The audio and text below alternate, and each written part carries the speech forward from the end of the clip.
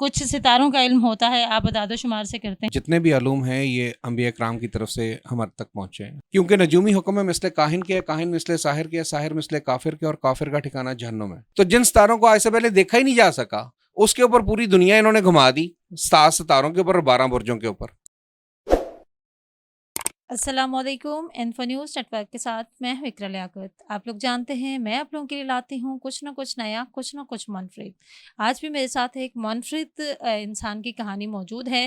بے شک غیب کا علم اللہ کو ہے، لیکن اللہ تعالیٰ نے کچھ لوگوں میں ایسی خداداد صلاحیتیں دی ہوئی ہیں، ان کو اتنے زیادہ علم سے نوازا ہے کہ جس علم کی بنا پر وہ لوگ اعداد و شمار کے ہیر پھیر کر کے انسانوں کے بارے میں بتاتے ہیں۔ میرے ساتھ موجود ہیں علم جفر کے ماہر سید خرم عباس نقوی صاحب، جو کہ مختلف چینلز پر تجزیہ کرتے ہیں، مختلف لوگوں کے حوالے سے بتاتے ہیں۔ تو ہم آج کل جو ہمارے ملک کی سیاسی صورتحال چل رہی ہے اس کے حوالے سے ان سے جانیں گے، ہمارے ملک کے لیے کون سا سیاستدان بہتر ہوگا، ہمارے ملک کا مستقبل کیا ہوگا، اس حوالے سے ہم ان سے بات کرتے ہیں۔ میرے ساتھ موجود ہیں سید خرم عباس نقوی صاحب۔ السلام علیکم۔ جی وعلیکم السلام۔ کیسے ہیں سر آپ؟ جی اللہ کا شکر، مولا کا کرم ہے، خالق اکبر کا احسان ہے، قائم آل محمد کا صدقہ۔ خرم صاحب یہ بتائیے گا پہلے مجھے علم جفر اور یہ جو ہمارے پامسٹ ہوتے ہیں یا اسٹرالوجسٹ جن کو ہم کہتے ہیں، اس میں کیا فرق ہے؟ کچھ ستاروں کا علم ہوتا ہے، آپ اعداد و شمار سے کرتے ہیں، اس کے بارے میں پہلے بتائیے۔ دیکھیے، ہر علم کسی نہ کسی دلیل کا محتاج ہوتا ہے، اور کسی نہ کسی جتنے بھی علوم ہیں یہ انبیاء کرام کی طرف سے ہمارے تک پہنچے ہیں، سارا کچھ ہے۔ لیکن کچھ علوم ایسے ہیں جن کو انسانوں نے خود وضع کیا ہے، اور اپنی آپ یوں سمجھ لیجئے کہ ایک مت کے مطابق، جیسے ہندوازم بیسیکلی ہے تو ایک مذہب، لیکن اس کے جو پروت یا پنڈت تھے انہوں نے اس کو ایک مت بنا دیا ہے اپنی طرف سے چیزیں بیچ میں ڈال ڈال کے۔ اور اسی طرح جو پرابلم ہوئی وہ یہی ہوئی کہ یہ جو ستاروں کا علم ہے، تو یہ تو سب سے بڑا، آپ یوں سمجھ لیجئے کہ ستاروں کے علم کو پہلے آپ 2 حصوں میں تقسیم کریں گے۔ ایک ہے جس کو آسٹرولوجی کہا جاتا ہے، اور ایک ہے جس کو اسٹرونومی کہا جاتا ہے۔ ایک ہے علم نجوم اور ایک ہے علم فلکیات۔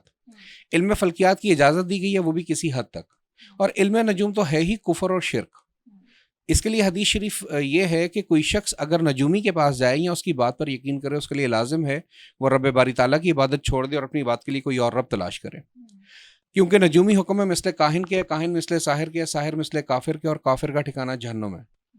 ٹھیک ہے، تو یہ تو کوئی علم ہی نہیں ہے۔ مثال اس کی آپ ایسی لے لیں کہ اگر ہم دلیل سے بات کریں اس کے اوپر، تو اللہ تعالیٰ قرآن میں یہ کہتا ہے کہ ہم نے آسمان کو سجایا ستاروں کے ساتھ اور مقرر کر دی ان کی حدیں، تاکہ تم تاریکیوں میں، صحراؤں میں، دریاؤں میں اپنے لیے راستے تلاش کرو۔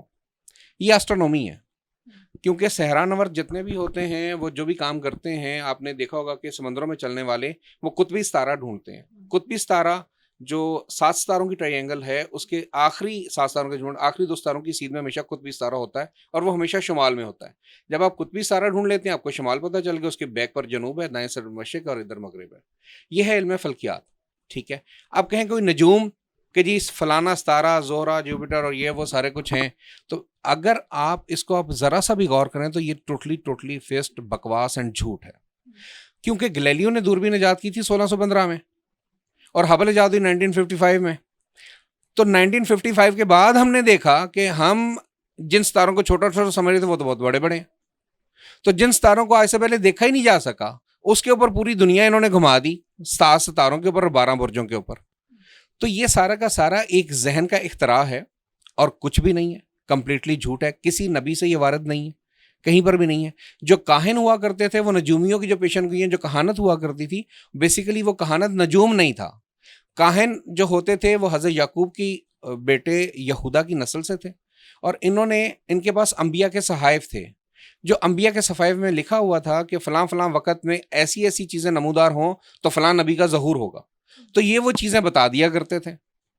تو اس کی وجہ سے ان کی پیشن گوئیاں اکثر سچ ثابت ہو جاتی تھیں۔ اور دوسری وجہ یہ تھی کہ شیطان جو جن ہوتے تھے یہ آسمان کے رخنوں میں جا کے بیٹھ جاتے تھے، فرشتوں کی باتیں سنتے تھے اور آ کر ان کو بتا دیتے تھے، یہ کہتے تھے اور کہتے تھے، وہ باتیں سچ ثابت ہوتی، لوگ سمجھتے تھے کہ بڑے عالم ہیں اور بڑا غائب کا علم جانتے ہیں، جبکہ ایک ایسا حقیقت میں کچھ نہیں تھا۔ تو یہ علم ایک کمپلیٹلی فیک ترین علم ہے، جھوٹا علم ہے۔ بیسیکلی یہ آپ کے کیپریکون، لیوز، ایریز، جو آپ 12 برج اور ہر بندہ کہہ رہا ہے میرا برج یہ ہے، میرا ستارہ یہ ہے، یہ بیسیکلی گریک کے دیوی دیوتا ہیں۔ اور انہوں نے یہ علم ایجاد کیا تھا کہ ہر مہینے کو انہوں نے ایک اپنے دیوی دیوتا پہ تقسیم کر دیا کہ اس مہینے میں پیدا ہونے والا بچہ فلاں دیوی یا فلاں دیوتا کا غلام ہوگا.